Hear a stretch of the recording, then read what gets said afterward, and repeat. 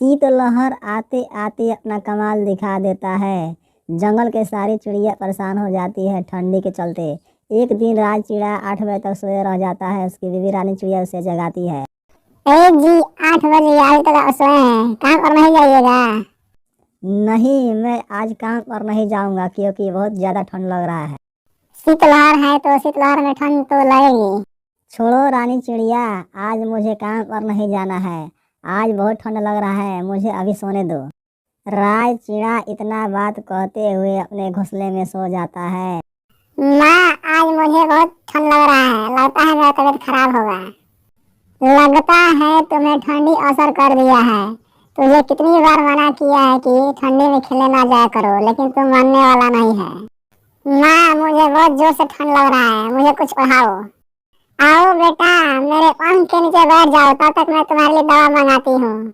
गोलू चिड़ा अपनी माँ के पंख के नीचे बैठ जाता है। रानी चिड़िया राज चिड़ा से बोलती है, जी सुनते हैं। क्या बात है, बोलो, क्यों इतना चिल्ला रही हो? लगता है गोरू चिड़ा को ठंडी असर कर दिया है, जाओ बाजार से जाकर दवा लाओ। ठीक है, मैं जा रहा हूँ दवा लाने, तब तक तुम गर्म तेल करके मालिश करो। राज चिड़ा उड़ते हुए दवा लाने चल देता है। राज चिड़ा दवा लेकर गोलू चिड़ा के पास आता है। गोलू चिड़ा बिल्कुल पहले की तरह ठीक हो जाता है। एक दिन रानी चिड़िया और राज चिड़ा एक जगह बैठकर कुछ सोचने लगता है। लगता है इस पेड़ पर डाल और पात कम है, इसीलिए इतना ठंड लग रहा है। हाँ, तुम बिल्कुल ठीक कह रही हो। इस पेड़ के ऊपर डाल और पात कम है, इसीलिए इतना ठंड लग रहा है। तो इस ठंडी से बचने के लिए कोई उपाय सोचिए। क्या उपाय सोचो, कुछ समझ में नहीं आता है। इसी तरह ठंड लगता रहा तो हम लोगों का जीना मुश्किल हो जाएगा। तो एक काम करते हैं, यह घोंसला दूसरे पेड़ पर ले चलते हैं जहाँ डाल और पात घना हो। रानी चिड़िया, ये देखो तो यह अच्छा जगह है इस ठंडी से बचने के लिए।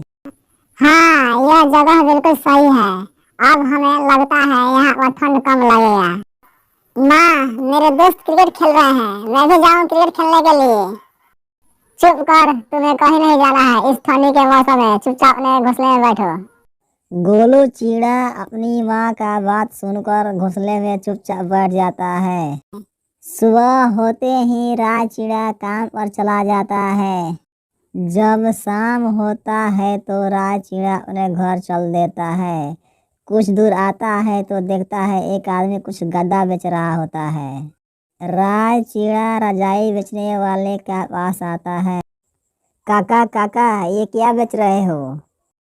ये रजाई है, लोग इसे जाड़ा में ओढ़ते हैं। इसे ओढ़ने से ठंड नहीं लगता है। तब तो यह बहुत काम का चीज है। यह रजाई कितने का बेच रहे हो? सिर्फ एक रजाई का दाम 1800 रुपया है। राज चिड़ा उड़ते हुए अपने घर चल देता है। राज चिड़ा उड़ते उड़ते रानी चिड़िया के पास आता है। रानी चिड़िया, आज मैं काम से लौट रहा था तो देखा एक आदमी रजाई बेच रहा था। ये रजाई क्या होता है? वो एक गद्दा जैसा रजाई है। इसे ओढ़ने से ठंडी बिल्कुल नहीं लगता है, लेकिन वो बहुत महंगा बेच रहा है। कुछ पैसा मैं बचा कर रखी हूँ, ले जाओ और एक रजाई खरीद कर लाओ। राज चिड़ा उड़ते हुए रजाई खरीदने चल देता है। राज चिड़ा एक रजाई खरीद कर लाता है। रानी चिड़िया और गोलू चिड़ा देखकर खुश हो जाता है। इसी तरह कुछ दिन बीत जाता है। रानी चिड़िया रजाई को धूप में सुखा रही थी। रानी चिड़िया उड़ते हुए किसी काम से बाहर चली जाती है। तब तक एक औरत का नजर उस रजाई पर पड़ता है। अरे, यह रजाई कैसा है? यहाँ पर कोई है ही नहीं। चलो मैं इसे अपने घर ले चलती हूँ, इस ठंडी के मौसम में काम आ जाएगी।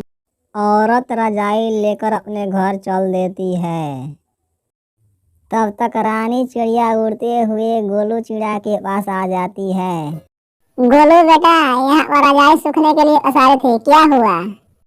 माँ, वो क्या है कि एक आंटी आई और रजाई उठाकर ले चली गई अपने घर। तुमने उसे रोका क्यों नहीं? चलो माँ, मैं सब देखा हूँ, वो रजाई लेकर कहाँ रखी है? गोलू चिड़ा और रानी चिड़िया उड़ते हुए उस औरत के पास चल देता है। माँ, यही आंटी रजाई लेकर आई है। दीदी, वो रजाई मेरा है। मैं बहुत मुश्किल से ठंडी से बचने के लिए खरीदी हूँ। वो रजाई मुझे वापस दे दो। ठीक है चिड़िया रानी, मुझे माफ करना। तू अपनी रजाई अपने साथ लेकर जाओ। रानी चिड़िया रजाई लेकर अपने घोंसले में चली आती है और अपने परिवार के साथ खुशी पूर्वक रहने लगती है।